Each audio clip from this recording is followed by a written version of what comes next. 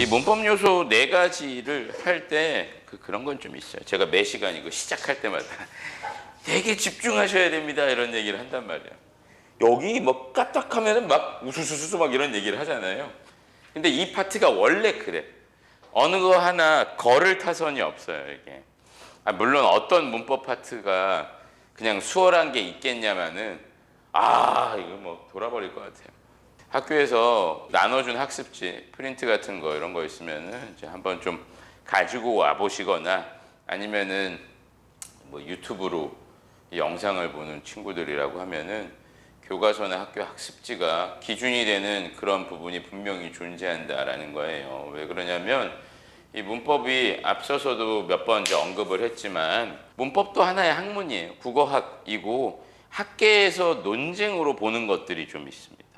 이게 이 범주로 인정이 되냐 혹은 안 되냐 이런 거에 대한 학자로서의 논쟁, 학술계의 논쟁, 아직 이제 뭔가 명확하게 결정이 나거나 그러지 않은 부분이 분명히 존재하는데 이른바 학교 문법이라는 거는 존재한다고 했죠. 고려대 학자 중심으로 해서 여러분이 중고등학교 때 배우는 문법은 이런 논쟁을 최대한 걷어내고 그냥 정확하게 답이 나올 만한 걸로 그냥 정해서 가르치는 게 일반적이긴 한데 이제 요즘에 모르겠어요. 학교 선생님들의 어떤 그 야망, 욕심, 긍정적인 욕심 이런 것들.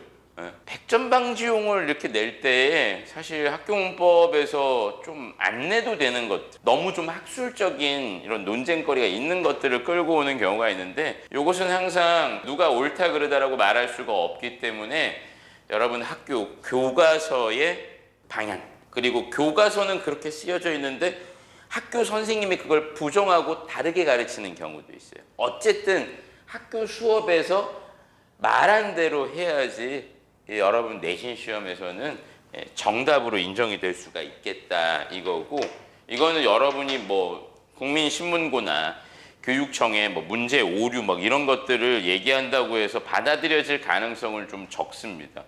왜 그러냐면 이미 학교에서 그렇게 가르쳤다라는 것들이 증거가 이렇게 있다면은 그거를 듣지 않고 그냥 일반적인 논쟁으로 끌고 가기에는 좀 무리가 따르기 때문인 것이죠. 아마 이런 것들은 영문법도 마찬가지가 될 거예요.